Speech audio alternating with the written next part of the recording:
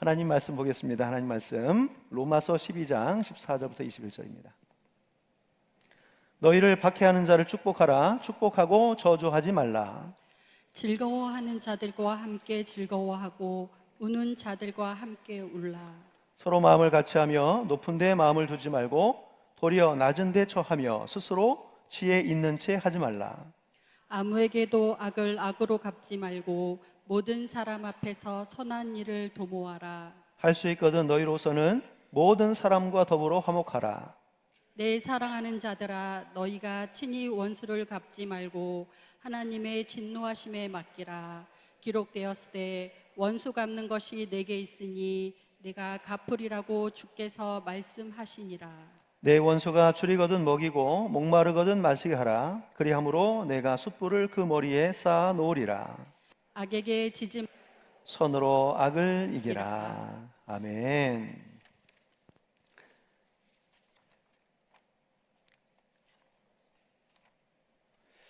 네, 오늘은 이렇게 이기십시오라는 주제를 가지고 말씀을 전하도록 하겠습니다. 말씀의 주제는 용서에 관한 이야기입니다. 용서에 관한 이야기. 여러분, 오늘 우리가 말씀을 읽으실 때 12장 14절의 말씀이 이렇게 되어 있어요. 너희를 박해하는 자를 어떻게 하라고요? 축복하라. 축복하고 저주하지 말라. 자, 20절에 또 이렇게 나와 있습니다. 내 원수가 줄이거든 먹여라.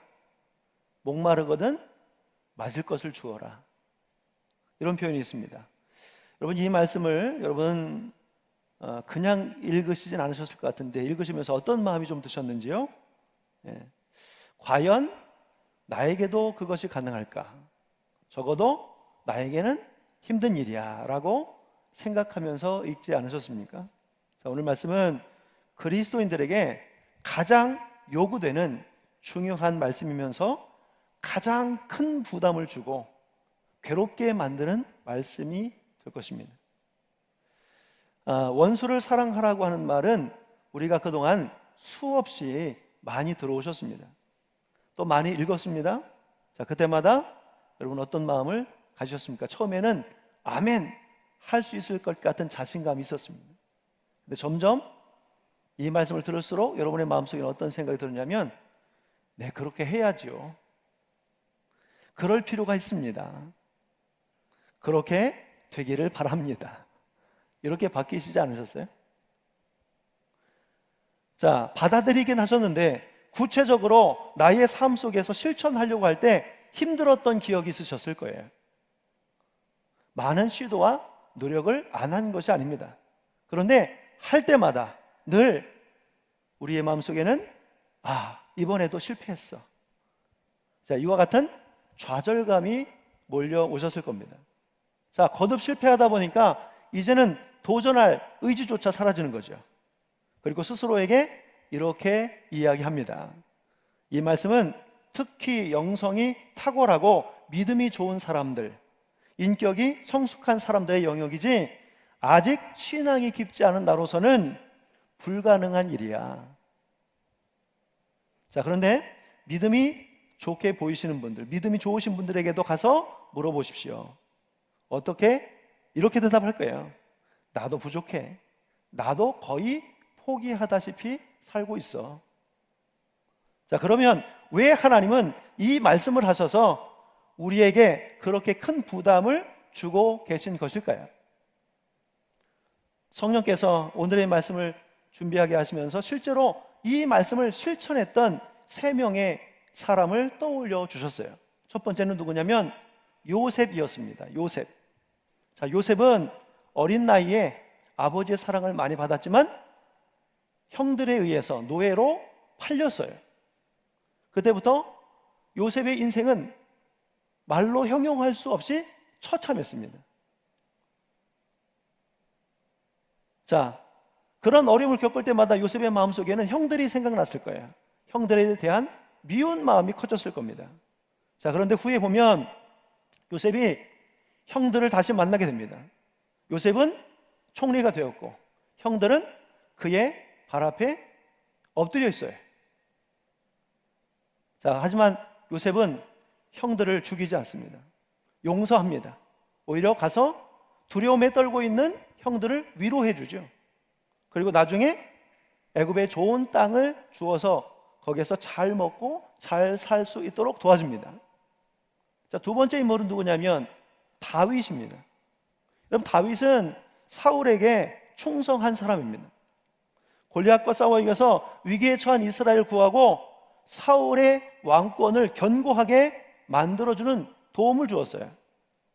자, 그런데 사울은 처음에는 조금 잘해주는 듯 하더니 그 마음속에 다윗을 경계하고 시기하는 마음이 들어가면서 다윗을 미워하고 죽이려고 합니다.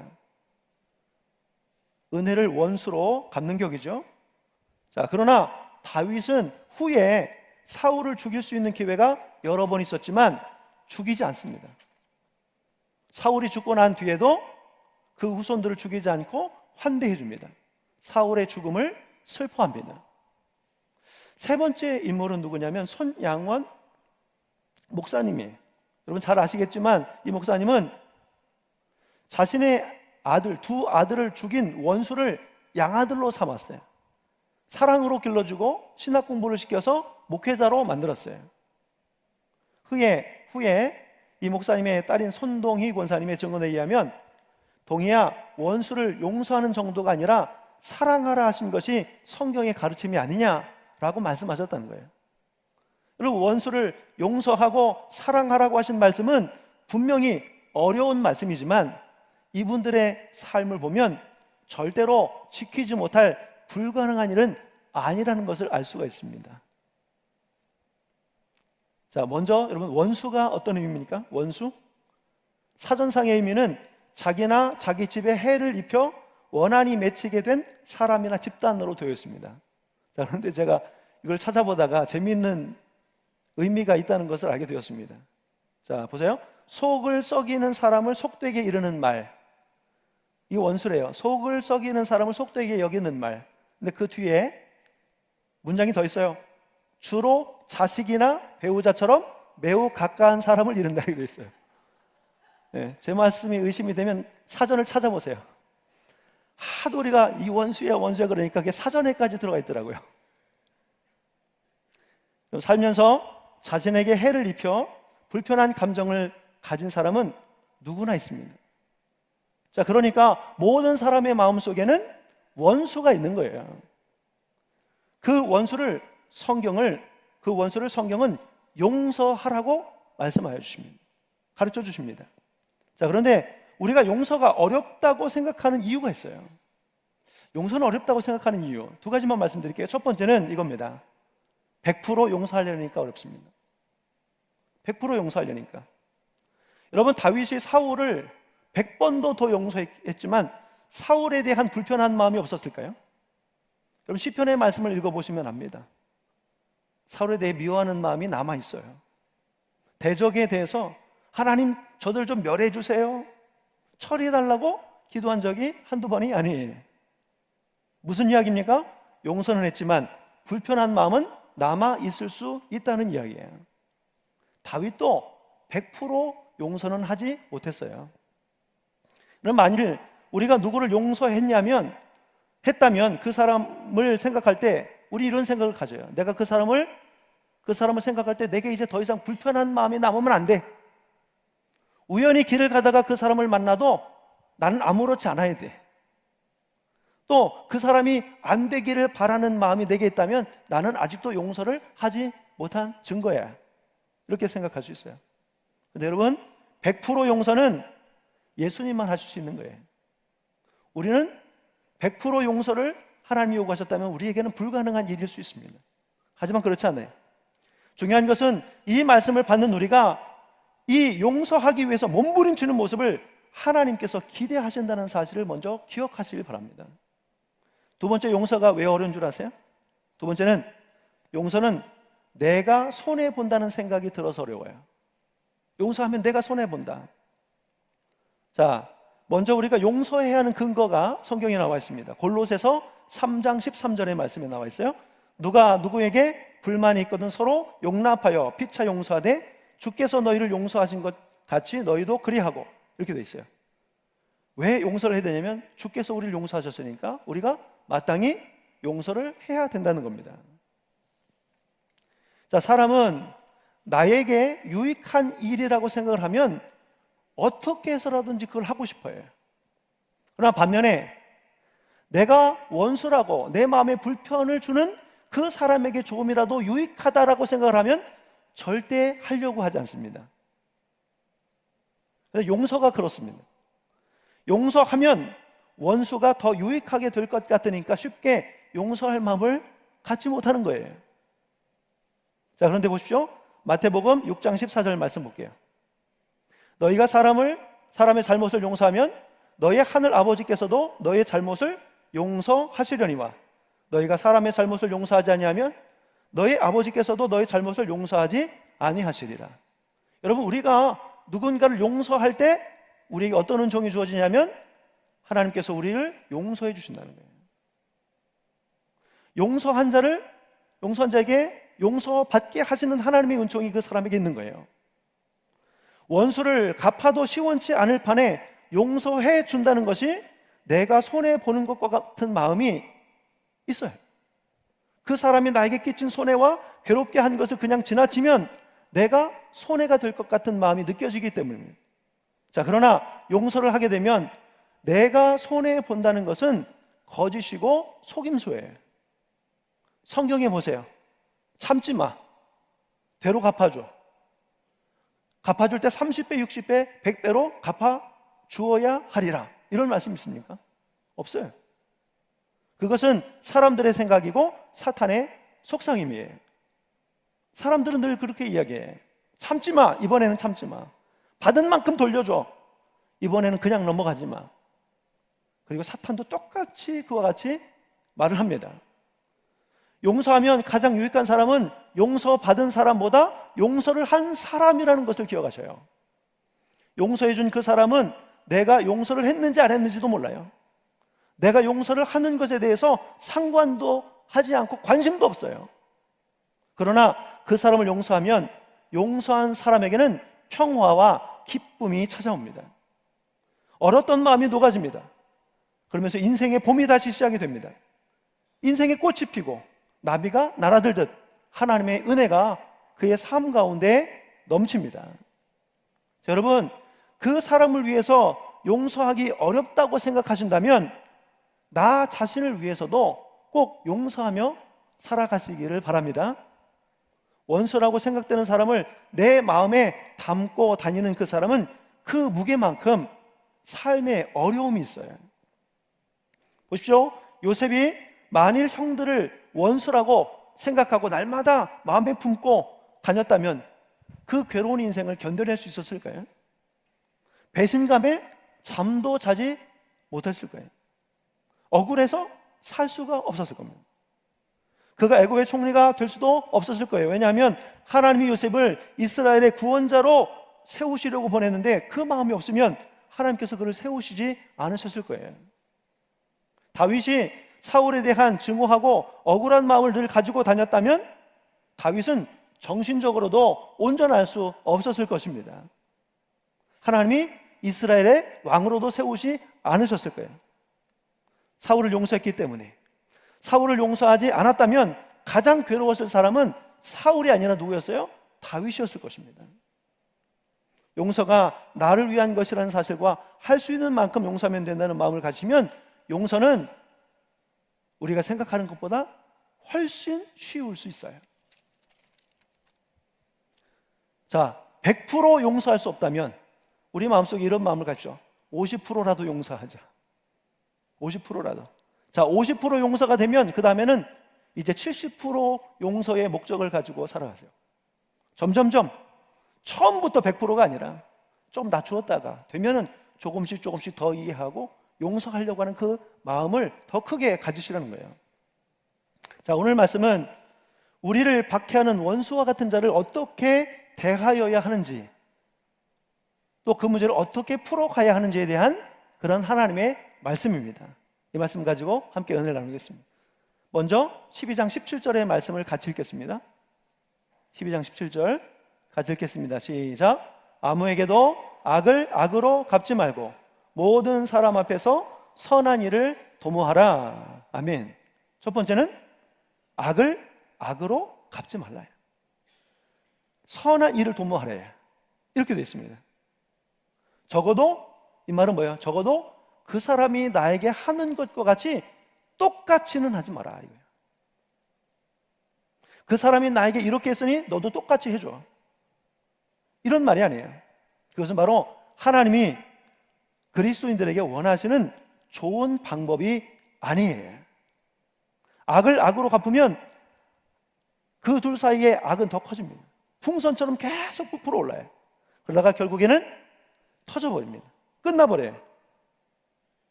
여러분, 악은 악으로 해결하는 것이 아니라 선한 일을 통해서 해결해야 합니다. 자, 선한 일을 통해서 해결하는 것은 마치 여러분 얼음을 녹이는 것 같아요. 열이 얼음을 녹이는 것처럼 서서히 이것이 녹아져서 나중에는 그 미움의 감정들도 사라져가는 날이 오게 될 것입니다. 로마서 12장 20절 말씀 읽겠습니다. 같이 읽겠습니다. 시작. 내 원수가 줄이거든 먹이고 목마르게거든 마시게 하라. 그리함으로 내가 숯불을 그 머리에 쌓아 놓으리라. 아멘. 이번에는 이 말씀 더하네요. 그죠? 원수가 줄이거든 먹을 것을 주고 목마른 모습을 보면 물을 주라는 거예요. 이것은 어떤 의미일까요? 이것은 바로 의도적으로 노력하라는 이야기예요. 의도적으로 노력하라는 이야기. 물론 마음에서 우러나오는 행동은 아닐 수 있지만 마음에 없지만 행동이 필요할 경우가 있습니다. 사람이 마음에서 행동이 나오지만 행동을 바꾸다 보면 마음이 달라지는 경우가 있어요. 그러니까 여러분, 우리에게 불편한 마음과 감정을 주는 사람들에 대해서 좀 관찰할 필요가 있어요. 그리고 그 사람에게 지금 무엇이 필요한지를 알고 제공해 줄 필요도 있습니다. 자, 그러다 보면 어떻게 되겠어요? 서로 뭔가 좀 거기서 뭐가 생기겠죠. 그죠? 자, 그렇게 함으로 내가 숯불을 그 머리에 쌓아 놓으리라 했습니다. 숯불을 머리 위에 넣어보세요. 어떻게 했어요? 이거를 내릴 수도 없고 손으로 붙잡을 수도 없고 난처한 상황이 되겠죠. 얼마나 어쩔 줄 몰라 하겠습니까? 자, 오히려 이전에 있었던 그러한 불편한 마음과 감정들, 그러한 행동들을 부끄럽게 여길 날이 있다는 것입니다. 자, 두 번째 말씀 보겠습니다. 로마서 12장 19절. 이 말씀 같이 읽겠습니다. 시작. 내 사랑하는 자들아, 너희가 친히 원수를 갚지 말고 하나님의 진노하심에 맡기라. 기록되었으되 원수 갚는 것이 내게 있으니 내가 갚으리라고 주께서 말씀하시니라. 자, 두 번째는 뭡니까? 친히 원수를 갚지 말래요. 친히 원수를 갚으려 하지 말고 하나님의 진노하심에 맡기라고 합니다. 여러분, 다윗에게는 특별한 경험이 있었어요. 그럼 다윗이 나발이라고 하는 사람이 들에서 양을 칠 때 지켜주고 보호해준 적이 있었습니다. 근데 나중에 다윗이 쫓겨서 긴박한 상황이 일어섰을 때 이 나발의 도움을 필요로 했어요. 그래서 종들을 보내서 나발에게 도움을 요청했지만 나발이 단번에 거절합니다. 그 일을 겪고 난 후에 다윗이 분개하죠. 그래서 나발을 죽이고자 나갑니다. 근데 그것을 알고 나발의 아내였던 아비가일이 떡과 포도주와 고기를 가지고 먼저 가서 다윗을 영접해요. 그것에 마음이 풀어져서 다윗이 나발을 죽이지 않습니다. 자, 그런데 그 이후에 열흘 후에 나발이, 성경에 보면 나발이 몸이 굳어져 죽었다 이렇게 되어 있습니다. 그냥 죽은 거예요. 자, 그 일을 겪고 난 이후에 다윗이 뭐라고 이야기했냐면 나발에게 당한 나의 모욕을 갚아주사 종으로 악한 일을 하지 않게 하신 여호와를 찬송할지로다, 이렇게 이야기합니다. 다윗이 뭐를 깨달았냐면 내가 스스로 무엇을 하지 않아도 하나님이 필요하면 그것에 대해서 하나님이 조절하신다, 하나님이 해결하신다 라고 하는 그러한 마음을 다윗이 갖게 된 거예요. 이 경험을 통해서. 그래서 이후에 다윗이 사울을 죽일 수 있는 기회가 있었지만 죽이지 않습니다. 그거는 내가 해야 할 일이 아니라고 알았기 때문에 그래요. 여러분, 우리가 스스로 우리의 마음을 불편하게 하는 원수와 같은 사람들에 대해서 우리가 다 그거를 갚으려고 해결하려고 하니까 사실 우리의 인생이 더 어려워졌어요. 능력도 안 되지만 그럴 수도 없고, 그렇게 할 수 있다고 해도 결국 후회만 남는 일이 그것입니다. 그럼 다윗이 사울을 죽이면 상황이 끝날까요? 끝나지 않아요. 다윗이 행한 일로 또 다른 사람이 이번에는 다윗을 죽이려고 할 것입니다. 요셉이 총리가 되고 나서 우선 자기를 괴롭혔던 주인의 아내를 죽이는 복수를 했다면 요셉은 마음이 시원했을까요? 형들을 죽이고 원수를 갚았다면 그 마음이 좋았을까요? 여러분, 하나님의 사람은요, 불의를 행하고 마음이 절대로 편치 않습니다. 거듭되는 후회만 남을 뿐이에요. 로마서 12장 14절 말씀 보겠습니다. 너희를 박해하는 자를 축복하라. 축복하고 저주하지 말라. 이렇게 되어 있어요. 자, 세 번째 어떻게 이기냐면 바로 이 말씀입니다. 너희를 박해하는 자를 축복하라고 말씀하십니다. 자, 로마서는 로마에 있는 교회들에게 쓴 서신이에요. 로마에 살았던 사람들은 당시 큰 박해 속에 있었습니다. 황제에게서, 그리고 예수님을 믿는다는 이유로 이방인과 유대인들에게서 박해를 받았어요. 자, 그런데 그들에 대해서 뭐라고 이야기하고 있다고요? 그들을 축복하라. 축복하고 저주하지 말래요. 이유는요, 너희가 하나님의 사랑을 받았기 때문이다 라고 이야기합니다. 자, 그러면서 또 이렇게 이야기합니다. 12장 21절에도 악에게 지지 말고 선으로 악을 이겨라. 너희가 박해한 자를 축복하면서 악에게 지지 말고 선한 방법으로 그 악을 이겨라 라고 말씀하고 있어요. 악에게 지지 말고 선으로 악을 이기라는 말이 헬라어로 니카오예요. 니카오는 전쟁 중에 적을 정복한다는 말인데, 악에게 정복당하지 말고 선으로 악을 정복하라라고 하는 그런 말이에요. 그러면 로드니 스타크라고 하는 사람이 쓴 기독교의 발흥이라고 하는 책에서 어떻게 불과 몇 세기 안에 예수 그리스도의 신앙이 로마의 변방에 있다가 작은 공동체로 있다가 전 세계로 뻗어나갈 수 있었는지를 연구해서 기록을 해놓았습니다. 그러니까 작은 공동체가 어떻게 로마 전체에 퍼져가게 되었는지 그걸 연구해서 기록했어요. 자, 거기에 이런 내용이 있습니다. 주 250년경에 거기에 전염병으로 인해서 인구의 20%가 죽었습니다. 사람들이 병들어 죽어가니까 자, 여기저기에는 환자들로 즐비했습니다. 자, 그러다 보니까 그 모습을 지켜본 사람들이 두려움에 그 자리를 떠나갔어요. 그 사람들을 버려두고 거의 도망가다시피 떠나갔습니다. 자, 그런데 그리스도인들은 자기만 살겠다고 도망치지 않고 남아서 전염병으로 고통당하고 있는 사람들을 돌봐줍니다. 그 사람들이 어떤 사람들이라고요? 자기들을 박해했던 사람들이에요. 이들에게 음식을 제공합니다. 물을 제공합니다. 그들을 씻깁니다. 여러분, 병이라는 것이 잘 먹어야 빨리 회복이 되죠. 청결해야 병에 안 걸리죠. 근데 그거를 그리스도인들이 도왔어요. 로마인들이 감염을 우려해서 길거리에 버린 병든 환자들을 간호하고 시체를 매장해 주었습니다. 그런데 이후에 놀라운 일이 생겼어요. 자, 그리스도인들은 로마인들보다 전염병에 더 많이 노출이 되었지만 생존율은 높았다고 합니다. 다시 전염병이 돌 때도 그리스도인들은 질병에도 생존할 수 있는 면역력을 갖게 됐다고 합니다. 그러한 환자들 돌보다 보니까 감염이 됐는데 거기에서 면역력이 생겨가지고 이제 질병을 이겨낼 수 있게 되었다는 거예요. 자, 그리고 더 놀라운 것은 뭐냐면 그로부터 약 60년이 지난 이후에 AD 313년에 로마가 공식적으로 기독교를 국교화해요.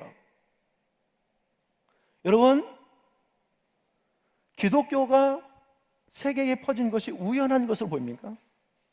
초기 기독교인들이 자기를 핍박하던 사람들을 오히려 돕고 돌보았을 때, 자, 그런데 그로 인해 그들이 살 길이 열렸습니다. 또 그들이 자유인의 신분이 되었습니다. 이게 뭐냐면 선으로 악을 이긴 결과예요. 여러분, 이런 일들이 우리 사랑하는 성도들의 삶 가운데서도 나타나야 될 줄 믿습니다. 자, 성도는 악을 악으로 갚는 사람이 아니에요. 선으로 악을 이기는 사람들이 성도입니다. 용서는 마음의 문제를 넘어 태도의 변화를 요구하고 있습니다. 나를 힘들게 한 사람이지만 용서하려고 하고 더 나아가 함께 즐거워하고 화목할 수 있도록 힘써야 합니다. 그럴 때 벽은 허물어지거나 낮아질 거예요. 너희를 박해하는 자를 축복하고 저주하지 말라는 말씀은 하나님께서 우리에게 부담을 주시기 위해서 불가능한 명령을 내리신 것이 아닙니다. 그러니까 여러분들도 용서하실 수 있습니다. 악으로 선을 이길 수 있습니다. 그럴 때 여러분에게 평화가 찾아올 것입니다. 모든 사람에게 선을 도모하시기 바랍니다. 심는 대로 거두게 될 것입니다. 할 수 있는 만큼만 용서하십시오. 용서하는 마음이 커질수록 여러분의 마음은 풍성해질 것입니다. 여러분이 원수 갚지 않으셔도 돼요. 필요하다면 하나님이 하실 것입니다. 다른 사람이 아니라 여러분 자신을 위해서 용서하시길 바랍니다. 하나님께서 여러분을 용서하여 주셨으니 용서하시길 바랍니다. 이처럼 용서하고 선한 일을 도모하여 악에게 치지 말고 선으로 악을 이기는 진정한 승리자들이 우리 바로 이 가운데 이 말씀을 들은 우리 늘푸른교회 모든 성도들의 삶 가운데 나올 수 있기를 간절히 축원합니다. 그래서 이제는 지는 자가 아니라 이기는 자, 근데 악으로 악을 이기는 자가 아니라 하나님의 진리로 선함으로 악을 이기고 승리하는 자로서의 삶을 살아가시는 우리 이 자리에 함께 모든 성도들이 되시기를 예수님의 이름으로 간절히 축원합니다. 기도하겠습니다.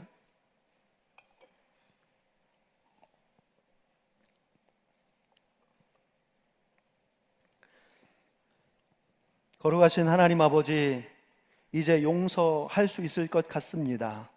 하나님께서 나를 용서해 주셨으니, 용서에 큰 유익이 있는 것을 알게 하셨으니 우리도 용서하며 살 수 있을 것 같습니다.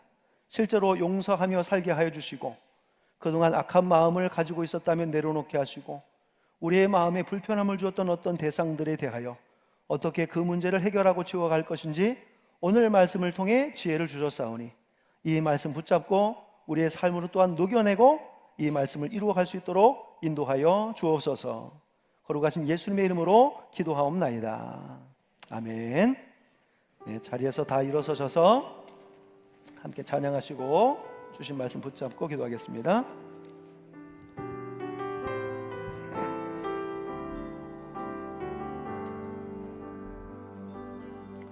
내가 주인 삼은 모든 것 내려놓고 내 주 대신 주 앞에 나가 내가 사랑했던 모든 것 내려놓고 주님만 사랑해. 내가 주인 삼은 모든 것 내려놓고 내가 주인 삼은 모든 것 내려놓고 내 주 대신 주 앞에 나와 내가 사랑했던 모든 것 내려놓고 주님만 사랑해.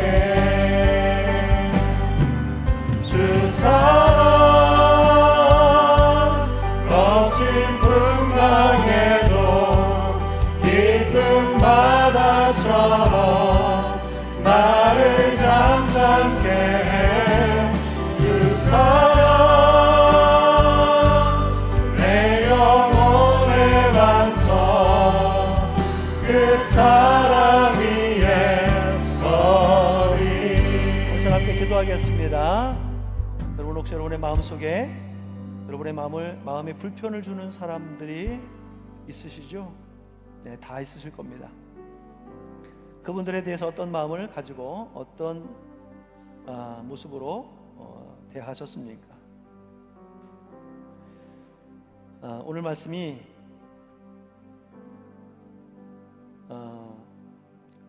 우리가 결국 이 문제를 어떻게 풀어가야 될지를 알게 해주셨습니다. 절대로 세상의 방법을 가지고서는 풀어지지 않을 것입니다. 오히려 더 문제가 심각해질 것입니다. 하나님이 여러분들에게 그걸 말씀해 주신 거예요. 너 다른 방법으로 한번 풀어봐. 이제까지 했던 거하고는 좀 다르게 좀 그 문제를 풀어보는 것이 어떻겠니? 하나님께서 저에게 그렇게 말씀하시는 것 같았어요. 나를 미워한다고 같이 미워하면 안 됩니다. 오히려 미워할수록 더 가슴에 품고 사랑하고자 하는 마음이 필요합니다. 여러분들에게 하나님이 100%의 용서를 원하지 않으신다고 생각합니다. 하지만 용서하려고 하는 여러분들의 마음이 있을 때 하나님도 도우실 것이고, 또 그러한 마음을 삶으로 또 표현할 때 여러분들이 가지고 있었던 그 많은 문제들과 짐들과 고통 또 불편함들이 사라지게 될 것입니다. 오늘 주신 말씀을 좀 꼭 붙잡았으면 좋겠고요. 또 마지막에 선으로 악을 이겨라. 선한 방법으로 문제를 해결하라 하신 하나님의 말씀도 기억하면서 이 말씀 새기면서 우리 하나님 앞에 우리 간절히 기도하겠습니다. 우리 주여 한 번만 힘차게 외치시고 기도하겠습니다. 주여! 거룩하신 하나님 아버지, 오늘 우리에게 하나님 이전의 방법이 아니라 오늘 말씀을 통해 주신 이 방법을 가지고 우리 안에 불편한 아버지 주여 마음을 해결할 수 있도록 인도해 주셔서 감사드립니다. 하나님 아버지, 정말 내 마음에 불편함을 주는 원수와 같은 존재가 우리 일상에 살다 보면 분명히 있을 것인데, 하나님 그것으로 인하여 아버지 내 마음에 품고 아버지 그 문제의 해결을 내 안에서 시도하려고 할 때 너무나 많은 어려움들이 있었음을 알게 하여 주셨습니다. 그것이 또한 절대로 해결되지 않았음을 경험하게 하여 주셨습니다. 하나님 그것보다 하나님 원수를 미워하지 않고 도리어 사랑하는 아버지 주여 하나님의 방법으로 다가가게 하여 주시고, 술이거든 먹을 것을 주라, 목마르거든 마시게 하라 하신 하나님의 방법으로 다가갈 수 있도록 하나님 인도하여 주옵소서.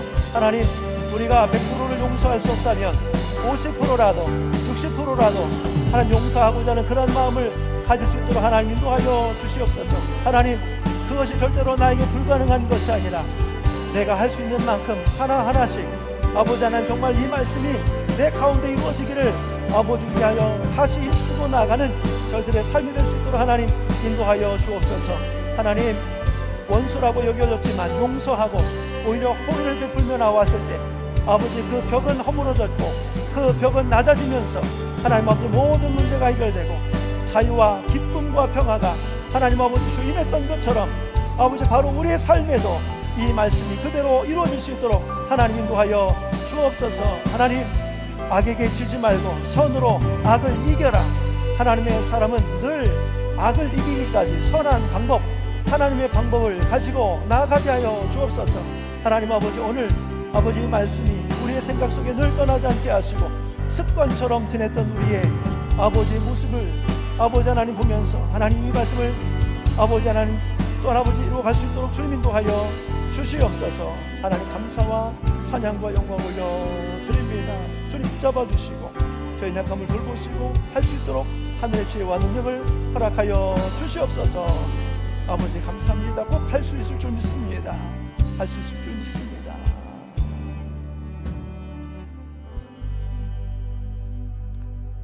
거룩하신 아버지, 오늘 말씀 속에 나를 향한 하나님의 마음이 무엇인지 또 하나님의 방법이 무엇인지 알게 해주셔서 이 말씀이 또한 나에게 유익을 주는 말씀인 줄 들었습니다. 용서할 수 있는 그런 마음, 또 하나님 나의 마음속에 지금은 불편함을 주지만 서로 호의적으로 대하고 줄인 것을 보고 먹을 것을 주고 목마른 것을 보거든 마실 것을 주면서 그 안에서 문제의 해결을 하나님 꿈꾸고 기도하며 나아갈 수 있도록 인도하여 주시옵소서. 악에게 지지 말고 선으로 악을 이겨라 하신 하나님의 분명한 말씀을 또한 기억하게 하셔서 세상의 방법이 아니라 하나님의 방법으로 나아가 도전하게 하시고 승리케 하여 주옵소서. 이제는 우리 주 예수 그리스도의 크신 은혜와 하나님 아버지의 깊고 묘하신 사랑하심과 성령님의 감동, 감화, 역사, 교제, 교통하심이 하나님의 방법으로 하나님의 주신 말씀으로 나아가 선한 것으로 악을 이기고 진정한 승리자로, 또 하나님 우리의 마음에 불편함을 주었던 어느 누구도 예수님의 마음으로 품어 해결받기를 소망하는 우리 늘푸른교회 사랑하는 모든 성도들, 이 자리에 함께한 모든 성도들과 저들의 가정과 후손과 일터 위에 이제로부터 영원토록 함께 하시기를 간절히 축원하옵나이다. 아멘.